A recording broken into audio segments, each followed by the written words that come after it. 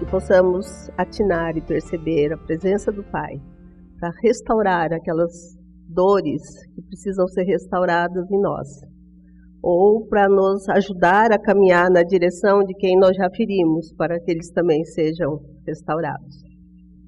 Eu gostei muito desse assunto perdão, por pelo menos 3 motivos.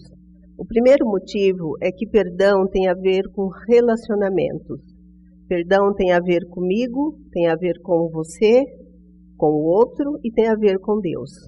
E as pessoas e Deus são eternas. E são as únicas coisas eternas na face da terra. Tudo o que existe vai ser destruído, menos as pessoas e Deus.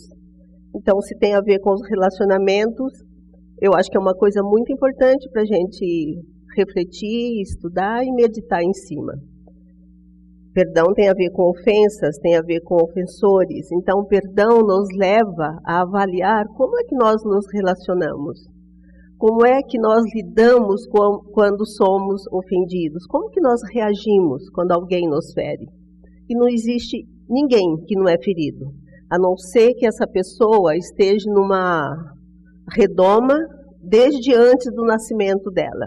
Porque, segundo os estudiosos em psicologia, até no ventre da mãe, o feto já pode ser ferido. Então, não tem como escapar de ofender e de ser ofendido. E se nós quisermos ter relacionamentos íntimos, relacionamentos bem próximos, mesmo com o cônjuge, porque tem gente que pode ficar casado 30 anos e não ser íntimo do cônjuge, se nós quisermos isso, nós vamos ferir e vamos ser feridos. Então, esta é uma razão importante para a gente ver o assunto perdão.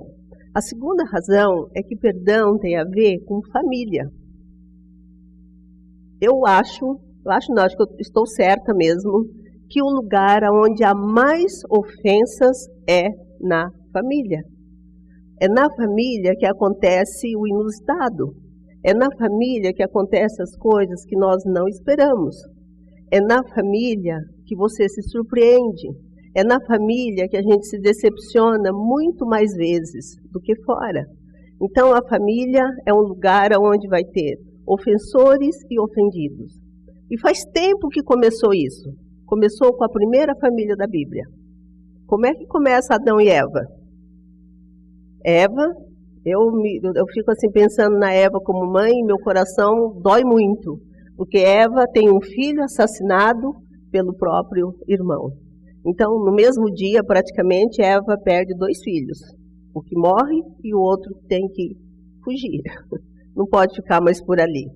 Ainda não tem gente habitando, mas ele também não tem o sossego suficiente para simplesmente ficar ali dentro de casa. Então, e as ofensas em família continuam. Quem é a família que Deus chama para fazer dela uma descendência que chega até nós, uma descendência como as estrelas do céu? Abraão e Sara. Quem foi Abraão? Eu não queria Abraão para marido, mas acho que nem uma semana. E eu duvido que alguma mulher aqui ia querer Abraão como marido. E aí, se nós formos olhar todas as famílias da Bíblia, nós vamos ver que todas as famílias da Bíblia têm ofensores e têm ofendidos. Então, a família é um laboratório para se exercer o perdão. Se tem um lugar onde nós podemos aprender a pedir perdão e a doar perdão, esse lugar é a família. A família é o lugar, é o contexto onde a criança pode aprender desde pequenininha que ela erra, ela pede perdão e ela é aceita, ela não é excluída. É na família que uma criança pode aprender que o errar pode dar a chance de um novo começo, de um novo recomeço. Quantos pais não sabem disso? E quando o filho erra, ele de alguma forma dá uma excluída nesse filho, uma excluída de afeto, uma excluída de carinho, e chega a dizer para o filho, olha, eu não gosto mais de você, eu estou triste com você, Deus está triste com você. Mas esse não é o lugar, a família não deveria ser assim. Claro que nós devemos repreender uma criança e ensinar uma criança mas sem excluí-la, sem retirar o afeto dessa criança. Retirar o afeto não vai ajudar a criança a aprender que quando ela erra, ela pode recomeçar. E talvez por isso os consultórios dos psicólogos estão cheios de gente que erra, afunda no erro e não sai mais daquele lugar, porque não aprendeu de pequeno. Então a família é um laboratório onde nós podemos aprender a errar, a pedir perdão, a perdoar e a recomeçar. Desmond Tutu, eu nem sei como é que fala o nome dele direito, ele tem uma frase que eu gosto muito. Ele diz assim: sem perdão não há futuro para os relacionamentos entre os indivíduos. E ele continua, nem entre as nações. Então é importante a gente ter essa consciência.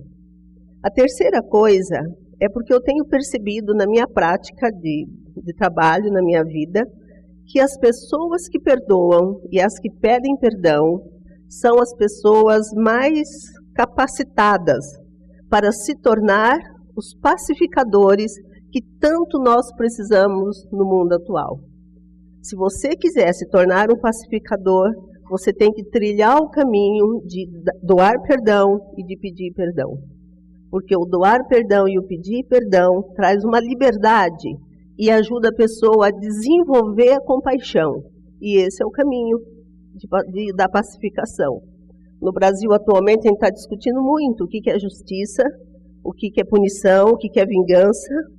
E, na verdade, acho que nós precisamos refletir um pouquinho como podemos fazer para sermos pacificadores. É isso que a gente precisa. Então, eu vou abordar o perdão sobre 3 aspectos. O perdão concedido, perdão solicitado e perdão a si mesmo.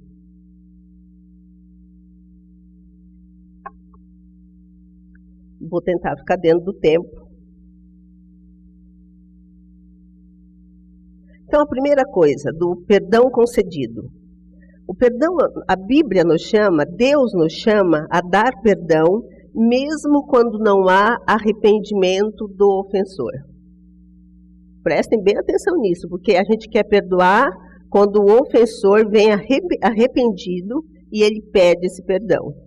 Mas, biblicamente, o perdão é concedido mesmo que o ofensor não se arrependa. Tem um filme que está em cartaz agora, Filomena. Quem já assistiu Filomena aqui? Nossa, só um? Nenhum? Olha, é um filme que vale a pena ver. É um filme com base numa história real, conta a história de uma adolescente cujo bebê é tirado, porque ela engravidou sem ser casada. E além do bebê ser tirado dela, a mulher, a freira que tira o bebezinho dela, impede que anos depois, na vida adulta, ela reencontre o filho. É uma pessoa, vocês vão ver, quem for ver o filme, é uma pessoa muito dura, mas mesmo assim, Filomena olha para ela e diz: eu te perdoo. Gente, isso é demais. E é isso que Deus espera de nós. Quando Jesus Cristo dá perdão na cruz, o olhar dele vai antes das ofensas que estão acontecendo ali.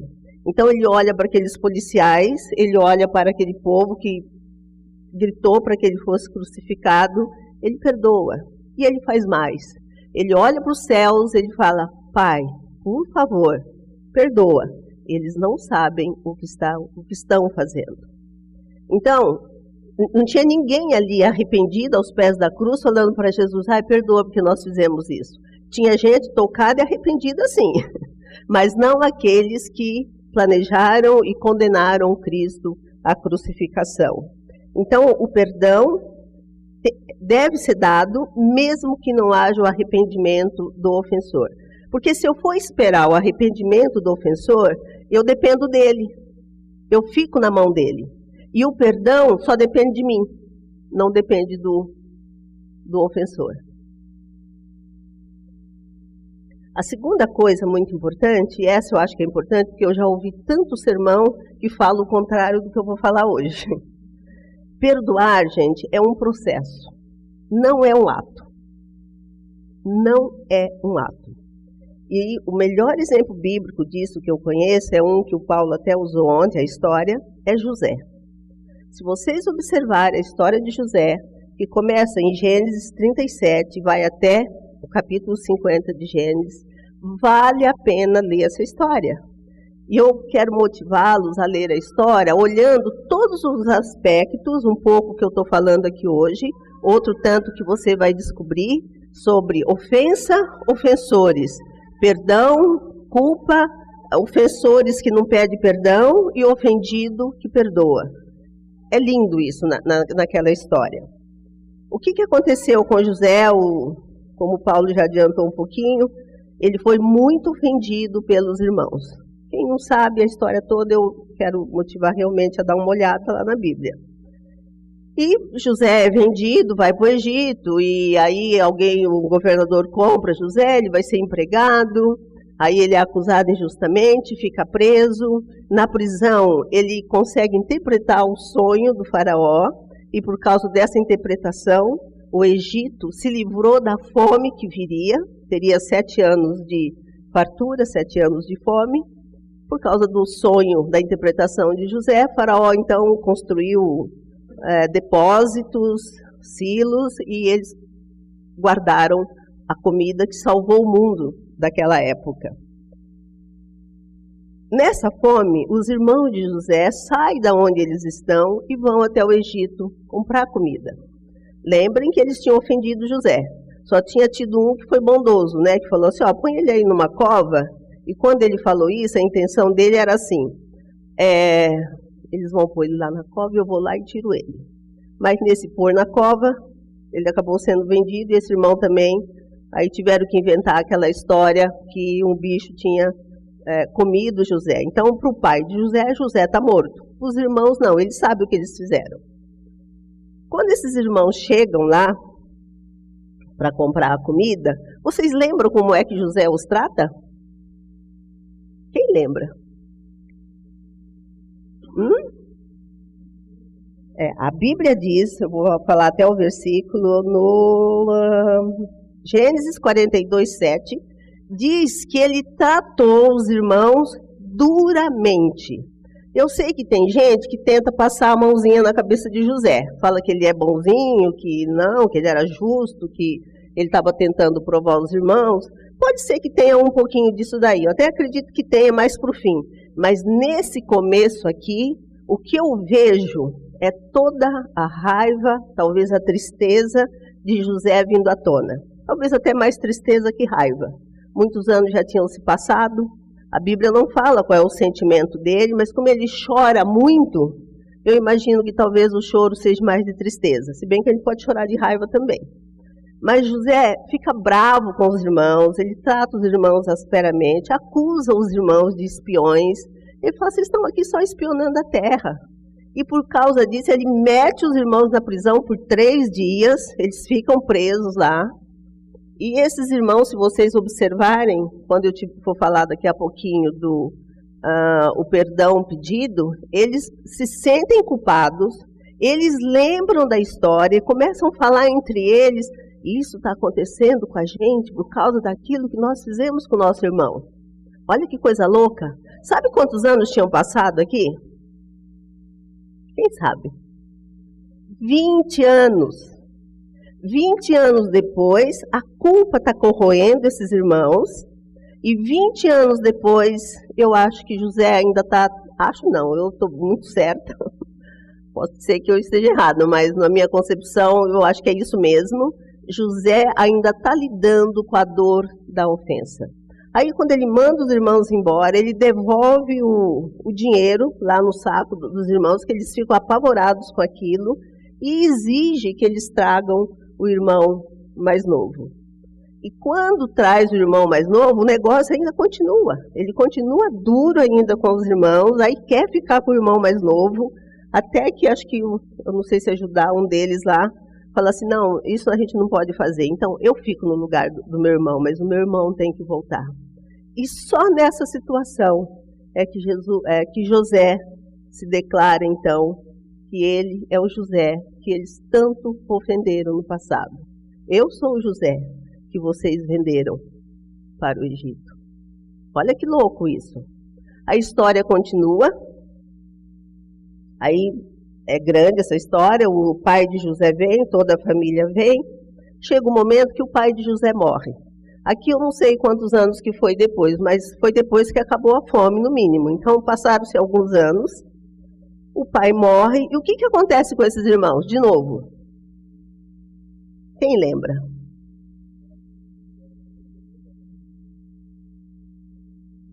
Eles ficaram apavorados, morrendo de medo que agora José fosse puni-los.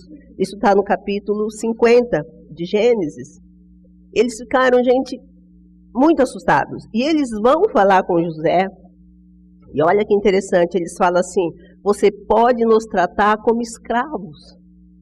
Olha, a culpa e uma ofensa não reconhecida, um perdão não pedido. Porque em nenhum lugar na Bíblia diz que eles pediram perdão. Nenhum lugar. Pode ser que eles tenham pedido depois disso, mas não diz. Então eles vão falar com José, aí José dá uma resposta para eles. José fala assim para eles: não tenham medo, eu não estou no lugar de Deus. Vocês planejaram o mal contra mim e me ofenderam, mas Deus transformou o mal de vocês em bem. Então não tenham medo, eu vou sustentar vocês e todos os filhos de vocês. Isso está em Gênesis 50, de 15 a 21. Então, o que nós percebemos aqui, nesse exemplo que eu estou citando de José? Perdão é um processo. Como é que José começa a falar com os irmãos quando ele encontra os irmãos? Asperamente. Sabe o que a Bíblia diz agora? Aí no versículo, acho que é no 20 ou 21, diz assim: e José lhes falou ao coração. Olha a diferença. Lá atrás, José falou asperamente. Anos depois, que essa coisa da ofensa vem à tona de novo, José fala ao coração. Então, é importante a gente entrar no processo, porque quando eu sou ofendido, eu sou ferido. Alguma coisa foi lesada em mim. Essa história que alguém vem pedir perdão e a gente fala assim: ah, isso não é nada. Gente, isso não é perdão. O perdão, você reconhece que houve um dano, houve uma falta em você, houve uma ofensa, existe a dívida. E você sofre as consequências dessa dívida. Às vezes com raiva. Você pode enraivecer, como eu já disse aqui, né? O que você não pode é ser violento. O que você não pode é retribuir na mesma moeda. Então, há a ofensa, há uma lesão, há uma dívida, e como foi o título que eu achei muito criativo, você chega a um ponto que você passa a régua. Tem a dívida, mas ela foi zerada. Então, se você acha que dar o perdão é falar não aconteceu nada, é você não sentir nada, alguma coisa está errada aí.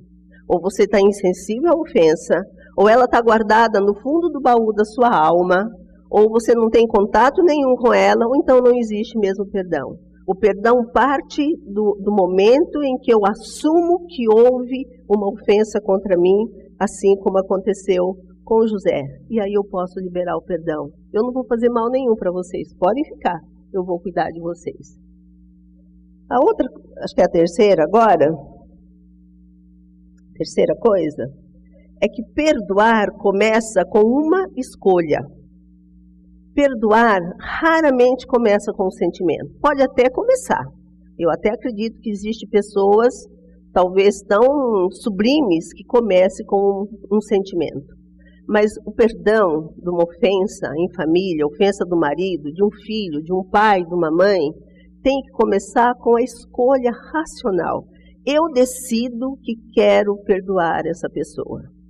E essa decisão pode descer para o coração e alcançar o sentimento, e eu entendo que alcança mesmo. Tem um livro muito comentado agora, que é o 12 Passos para a Compaixão, da Karen Armstrong, que é uma teóloga, uma freira, E ela escreveu, então, um livro só sobre compaixão. E ela defende a possibilidade de que quando a gente decide racionalmente ter compaixão do outro, é possível que o nosso comportamento chegue a um ponto que ele fique... É mais fácil eu ter compaixão. Começa com uma decisão e no entender dela, então ela usa aí o conhecimento da neurociência, um monte de coisa. Então começa com uma decisão, mas há a possibilidade desse comportamento se tornar quase que natural. Fica mais fácil eu exercer a compaixão e perdão tem a ver com compaixão. Um bom exemplo disso é a da Corrie ten Boom. Quem conhece aqui a história da Corrie ten Boom? Que bom, bastante gente. Quem não conhece, dá uma pesquisadinha na internet, que é uma história bonita, tem livros dela ainda para serem vendidos. Eu vou resumir um pouquinho aqui. Ela foi uma cristã holandesa que abriu a casa para esconder judeus no tempo do nazismo. E ela foi denunciada por uma família holandesa, um informante holandês. E quando acontecia isso, ia preso os judeus que estavam escondidos e a família que tinha escondido os judeus. Então ela foi para um campo de concentração. Nesse campo de concentração, ela perde o pai, acho que perde a mãe, se não me engano, perde uma irmã. Acho que é uma irmã que ela tem. Hã? É uma irmã, né? Ela sobrevive.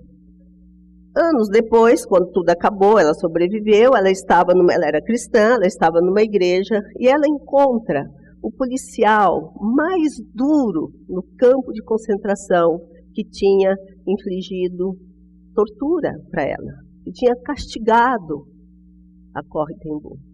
E quando ela vê aquele homem, ela não tem vontade nenhuma de estender a mão. Ela encolhe a mão. E naquele momento, Corrie ten Boom, no seu livro, ela diz: eu pedi para Deus que me ajudasse a querer perdoar aquele ex-policial que tanto mal tinha feito nos campos de concentração. E ela diz que chega um momento, depois dessa oração, que ela estende a mão para o ex-policial, ele também estende a mão para ela, e os dois ficam segurando a mão um do outro. E aí ela disse que o que aconteceu ali foi um derramado amor de Deus, como ela nunca tinha sentido na vida dela. Então, chegou no sentimento, mas começou com uma escolha. Eu não sei que tipo de ofensas você tem na sua vida, né? Às vezes a gente tem ofensas tão horrorosas nas nossas vidas, ofensas do passado, ofensas de familiares, ofensas no trabalho, ofensas de amigo, tão difíceis de ceder o perdão, que eu penso que a gente tem que começar com essa oração. Senhor, me ajuda a querer perdoar. Me dê esse desejo de querer perdoar. Esse é o primeiro passo. Perdoar, mais a quarta coisa, perdoar nem sempre traz um relacionamento de volta. Que é uma outra coisa que às vezes a gente ouve muito também. Que perdão faz com que o outro nasça no relacionamento de novo. Eu acho que alguns relacionamentos é possível a gente refazer sim, e recomeçar sim, mas alguns não é mais possível. Porque perdão, gente, é uma coisa, restaurar a confiança é outra coisa. E há pessoas que a gente não tem nem como reiniciar o relacionamento novamente. Às vezes a pessoa não quer. Mesmo que ela não queira, eu posso dar o perdão para ela. Mas ela não quer. E outras não é possível mesmo. Às vezes o grau da ofensa, o jeito que a pessoa vive é de tal forma que você libera o perdão, você fica livre desse ofensor, mas não tem como mais caminhar com esse ofensor. E mesmo quando a gente caminha, às vezes a amizade ou o relacionamento tem um outro tom. Então, quando isso acontece no casamento, é preciso que os casais saibam disso. Eu dei o meu perdão para você, mas agora eu preciso dar um tempo para mim. Eu quero reconstruir a confiança que eu perdi. Casais não podem esquecer disso. Família não pode esquecer disso. Que a confiança é uma coisa e o perdão é outra coisa. E a confiança às vezes demora um pouquinho mais. Mas deve-se trabalhar para essa confiança ser restabelecida. E uma outra coisa ainda do perdão, sobre dar perdão, é que o perdão nem sempre significa livrar a pessoa de todas as consequências. Às vezes não tem jeito. Às vezes nós vamos perdoar a pessoa, mas ela vai ter que pagar por alguma razão para alguém ou para a sociedade, ou cumprindo o sistema judiciário da onde ela vive, ela vai ter que pagar o mal que ela fez, mesmo a gente tendo compaixão e dando perdão para ela. E é interessante, né, como a gente vê alguns casos aí na justiça, que a pessoa é condenada, e se a polícia não faz um cerco muito forte em torno do réu, eles são linchados. É interessante essa coisa, né? A gente fala às vezes tanto de perdão e condena tanto o que aquela pessoa fez, e em determinado momento eu posso estar pensando em fazer ou com vontade de fazer com aquela pessoa pior do que aquilo que ela fez. Então, o perdão necessariamente não vai livrar a pessoa da consequência, mas ainda assim pode existir o perdão, sim, e a compaixão, sim, até porque perdão e compaixão caminham juntos. Um bom exemplo disso, do perdão que não livra da consequência, é o pai do pródigo. O pródigo sai, óbvio que ele machucou esse pai nessa saída, ele gasta lá tudo que ele tem, ele passa uma fome danada, tem vontade de comer a comida do porco, essa comida não lhe é dada, e esse pai não livrou ele das consequências. O pai não pôs nenhum dinheiro no banco, o pai não mandou a CB Moema levar uma cestinha de comida lá para ele, não tem esse movimento.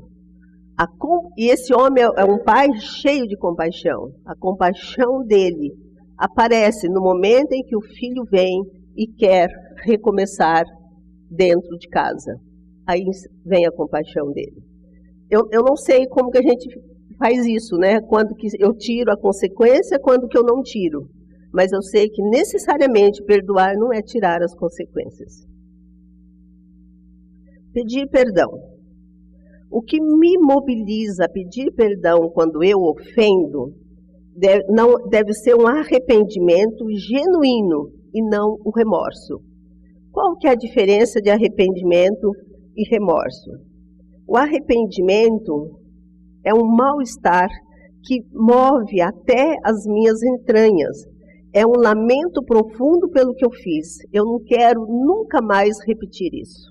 Pode até acontecer que eu repita, mas naquele momento, com todas as minhas forças, eu não quero repetir aquela ofensa que eu fiz ou para alguém próximo ou para alguém do meu relacionamento. No remorso também é o lamento, mas é um lamento só para que eu me sinta bem novamente. É um lamento porque eu não aguento ficar mal com o outro. É o lamento de Judas. Eu não acho que Judas sofreu menos que Pedro, quando ele percebeu que ele tinha traído Cristo Jesus. E Pedro tinha negado Cristo Jesus. Quando eu olho bem um e o outro, para mim o sofrimento foi igual. A diferença é que Judas quis resolver o problema dele. Ele quis ficar bem com aqueles homens que ele tinha envolvido na traição. Pedro não faz isso. Pedro já vê logo, chora amargamente, vê que ele é uma caca mesmo e que ele precisa de Cristo, e ali muda totalmente, dali para frente a vida de Pedro é outra. Não é o que acontece com Judas. Então, o que me mobiliza aí, naquele que eu ofendi, tem que ser o arrependimento genuíno.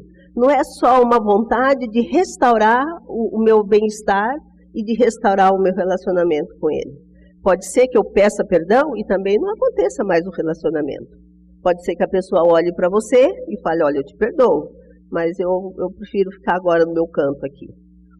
Quando é remorso, a pessoa não aguenta essa resposta. Agora, quando é um arrependimento genuíno, eu aguento essa resposta.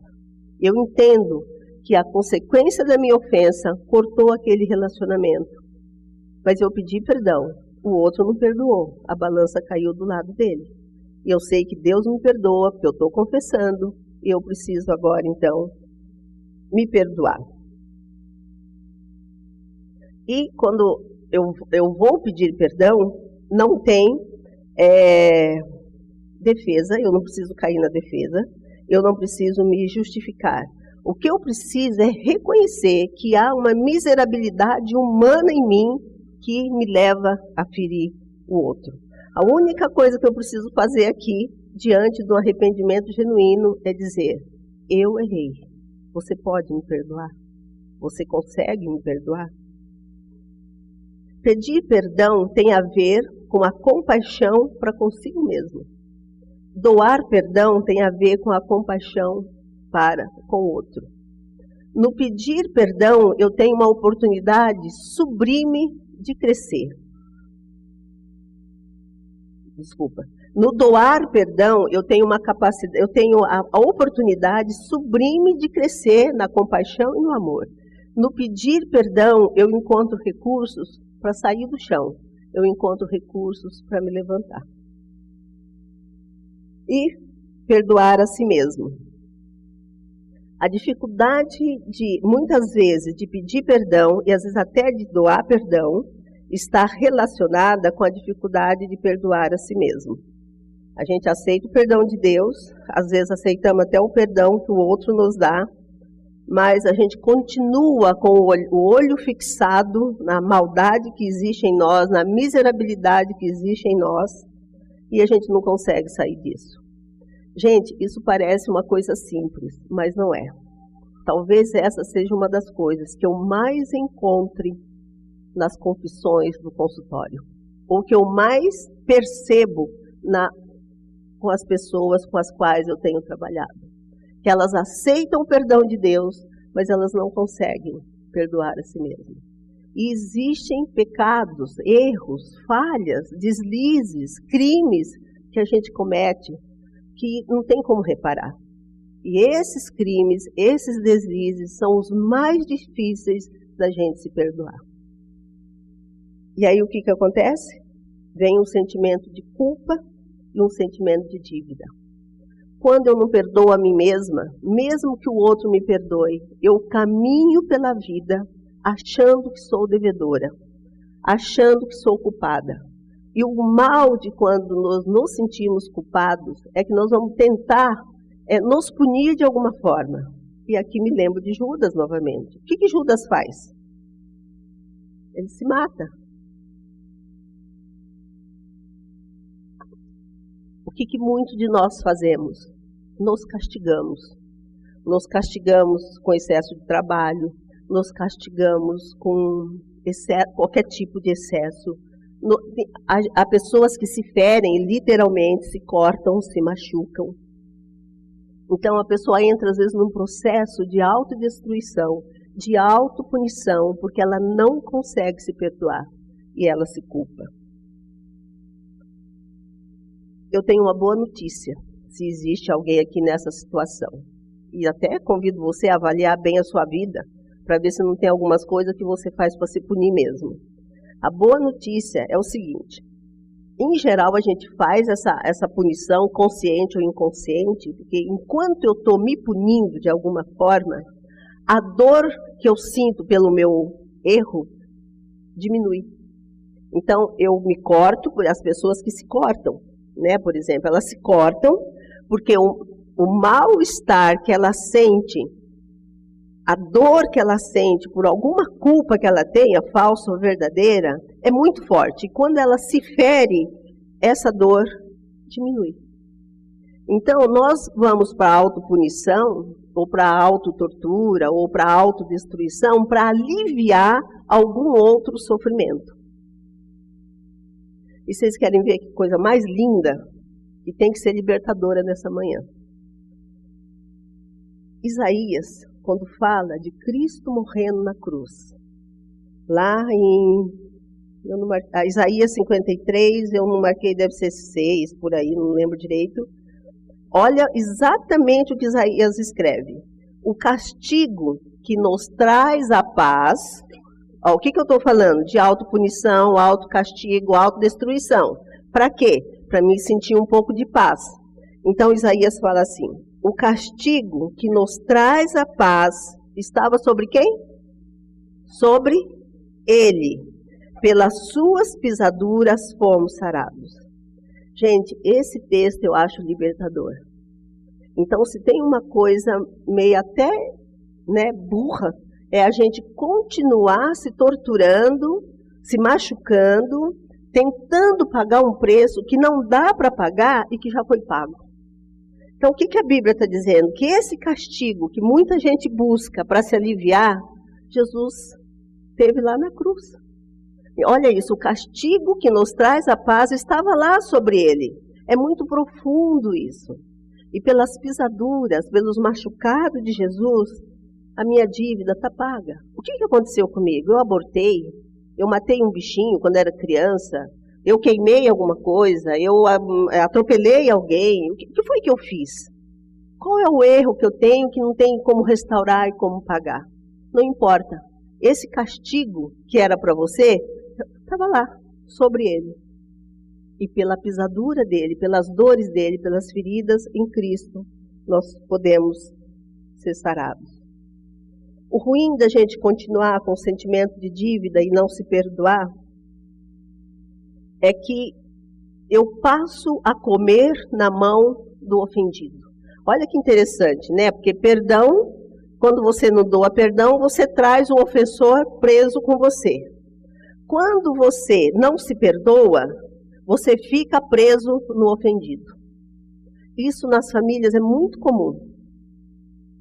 A gente se sente culpado por alguma coisa que acontece ali, e aí aquele membro da família que foi ofendido, tira proveito disso. Consciente também ou inconsciente, mas tira proveito. E se bobear, a gente começa a comer na mão daquela pessoa. Fica meio escravo dele. Então, se tem um caminho também que nós temos que percorrer, é o caminho do perdão para consigo mesmo. Bom, agora é aquela história, né? Tem que acelerar. Ou então parar aqui. 3 resultados quando a gente não doa perdão. Amargura e rancor. O Paulo falou muito ontem de amargura, acho que eu não preciso me delongar aqui. E um versículo muito bom para isso é Hebreus 12:15, quando diz que uma raizinha de amargura que fica, o que acontece? A danadinha pega lá na terra, dá um tronquinho, arvorinha, folhinhas, florzinhas, frutos e contamina a mim e aqueles que estão à minha volta. E é a verdade. Nós vimos ontem na explanação do Paulo. A segunda coisa que pode acontecer quando eu não dou o perdão é que eu fico no lugar da vítima. Eu continuo sendo vítima pro resto da minha vida. E vítima, gente, não faz nada. A vítima fica impossibilitada de levar a vida para frente. Ela fica bloqueada, fica amarrada. Quando eu perdoo o meu ofensor, eu saio desse lugar de vítima e eu passo a ocupar a protagonista da minha história. Para mim, essa talvez seja, eu não sei o que é pior aqui, mas essa é terrível, né? A gente ficar no lugar de vítima. No mínimo, eu vou caminhar muito mais devagar, porque vítima é vítima. A terceira coisa que pode acontecer é a vingança. E acho que vingança, todos vocês sabem, eu não preciso falar muito sobre isso. Qual que é o problema da vingança? O problema da vingança é que quando eu começo a desejar a vingança, a planejar a vingança, a torcer para que a vingança aconteça, eu deixo de exercer as funções para as quais eu estou aqui nesse mundo e passo a eu tento ocupar o lugar de Deus. Olha que louco isso. Que audácia é essa nossa de tentar fazer a função de Deus. É como se a gente falasse, Deus, sai aí um pouquinho, deixa que agora eu cuido, tá bom? E enquanto eu faço isso, é óbvio que isso é falso, porque eu não vou conseguir ficar no lugar de Deus e deixo de desenvolver os meus talentos e a minha vida. Eu li uma frase na internet esses dias que é assim: a vingança pode deixar você feliz por algum tempo, mas o perdão deixa você feliz a vida toda. E o resultado do perdão recebido e do perdão concedido para o outro e para mim mesma é que eu fico livre. Eu não sei se vocês sabem, mas tem 4 palavras, 2 verbos e 2 vocábulos que é usado no Novo Testamento, que é traduzido como perdão. Dessas 4 palavras usadas, 3 significa liberar, soltar, deixar ir, apagar, as 3. E a outra significa tratar graciosamente. Então, qual que é o resultado? Quando eu dou perdão, quando eu peço perdão e quando eu perdoo a mim mesmo? Eu fico livre, eu tenho liberdade, eu posso desfrutar plenamente da minha vida. Não tem nada que me incomoda, não tem nenhum fantasma da ansiedade para me atacar. Às vezes eu atendo pessoas que chegam com um quadro de ansiedade horrorosa. E a gente vai, sabe onde a gente vai dar? Em coisas não perdoadas, e em perdão que não foi pedido. É lá que nós vamos dar. Então, muitas vezes, a ansiedade tem a sua origem em pessoas que estão presas pelas ofensas ou que ela fez ou que ela recebeu. E, finalmente, Cristo é a nossa referência. Eu já falei dele aqui. Ele estava ferido, sangrando na cruz. E ele olhou para aquele pessoal e ele doou perdão. E ele pediu para o Pai que os perdoasse. Então, Jesus Cristo abriu o caminho de ser ofendido. Ele sabe como é caminhar na trilha da ofensa. Ele sabe como é caminhar na trilha de ser ofendido. O caminho que você pode estar passando hoje já foi aberto por Cristo. Ele conhece esse caminho. E mesmo assim ele doou perdão. E uma outra referência, porque às vezes a gente tem a tendência de falar, mas ele foi o Cristo, é de Estevão. Estevão também morreu apedrejado. Eu imagino como deve ter doído no corpo cada pedrada que ele levou. E a oração de Estevão foi essa: Pai, perdoa-lhes. Eles também não sabem o que fazem. Então, Cristo e Estevão é a nossa referência para o caminho da libertação nessa estrada da ofensa e de ser ofendido. Eu queria que você pensasse um pouquinho nesse momento, enquanto eu fui falando. Eu conheço algumas pessoas aqui, mas eu acho que eu não tenho convivido praticamente com ninguém daqui. Você sabe o que veio na sua memória. O Santo Espírito de Deus te conhece e sabe as profundezas da sua alma. Eu não sei se você lembrou de alguma ofensa recebida, que ainda você não perdoou. Pode ser que seja alguém até que já morreu. Mas também, como a gente não precisa do outro para perdoar, é possível. Eu não sei se você se lembra de alguma ofensa que você fez. Talvez na sua casa, com a sua mulher, com o seu filho, com o seu pai, sua mãe, não sei. E que você ainda não reconheceu que errou. Você não foi lá e disse: olha, eu errei contra você, me perdoa. Eu quero que você pense um pouquinho na sua própria vida. Pode ser que tenha gente que ofendeu alguém que está aqui. Quando a gente convive em comunidade, nós vamos ofender uns aos outros também. E a gente não precisa excluir esse outro porque foi ofendido. Mas a gente precisa pedir perdão para ele. E eu quero convidar, se houver alguém aqui assim, que esse ofendido dê o perdão, doe o perdão para aquele que está pedindo. Ou doe se ele mesmo não vir pedir. Então, pensa um pouquinho nisso. Nós vamos ouvir uma música que eu gosto muito, que é a música Em Troca, do Guilherme Kerr. E enquanto ouvimos essa música, vamos fazer a nossa oração, vamos dar uma resposta para Deus nesse momento a respeito de ofensas e de perdão nas nossas vidas.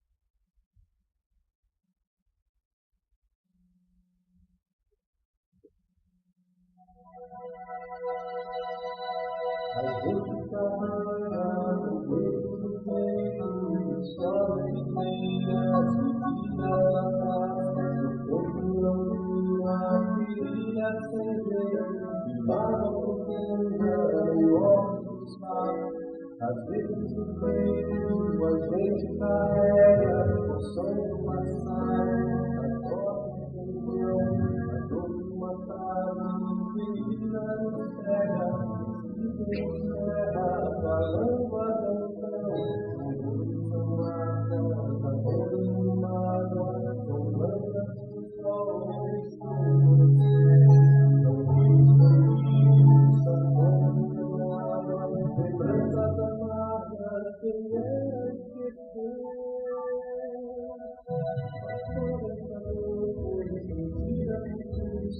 que as nossas tristezas levou marcaram perigo, qual não foi isso, na cruz de Cristo, sofreu por aí, tempestades, as dores são nossas, das mágoas e fogo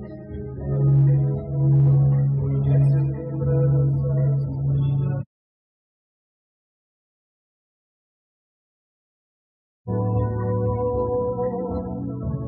toca-nos teu perdão e nos cura, o amor que alegria e a fé e repaz, mudou nossas vidas com nova figura, cantou-nos cantando o abrigo da paz. Toca-nos teu perdão e nos cura, o amor que alegria e a fé te repaz, mudou nossas vidas com nova figura, cantou-nos cantando o abrigo da paz.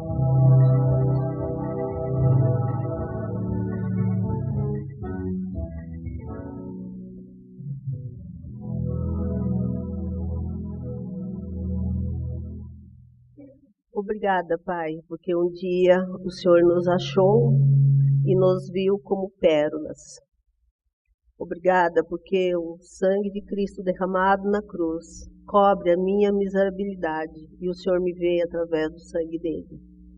Que, confiando nessa verdade, Senhor, acreditando na redenção que temos em Cristo Jesus, cada um de nós aqui, possamos tomar consciência de ofensas não resolvidas e possamos dar perdão. E temos também, Senhor, recursos para caminhar na direção daqueles que ferimos e pedir perdão. E ajude-nos a perdoarmos a nós mesmos e a nos vermos como pérolas, assim como o Senhor nos vê. Em nome de Jesus. Amém.